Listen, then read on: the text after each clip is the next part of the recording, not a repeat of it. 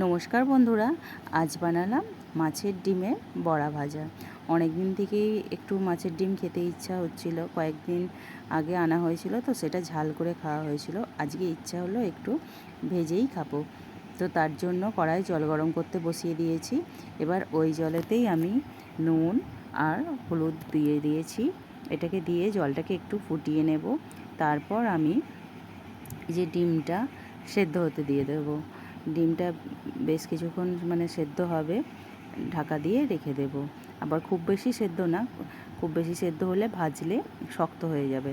তো মোটামুটি একটু সেদ্ধ করে নিয়েছি। এরপর আমি এটাকে ছেঁকে তুলে নেব। তারপর আমি একটা বাটিতে নিয়ে নিয়েছি বেসন, নুন, হলুদ, কাঁচা লঙ্কা কুচি, পেঁয়াজ কুচি, একটু জিরে গুঁড়ো, একটু ধনে গুঁড়ো, আর এতে একটু চাল গুঁড়িও দিয়েছি, খেতে বেশ ভালো লাগে, আর একটু লঙ্কা গুঁড়োও দিয়েছি।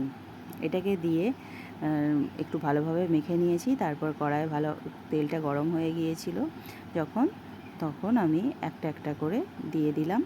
দিয়ে এপিট ওপিট বেশ লাল লাল করে ভেজে তুলে নিয়েছি।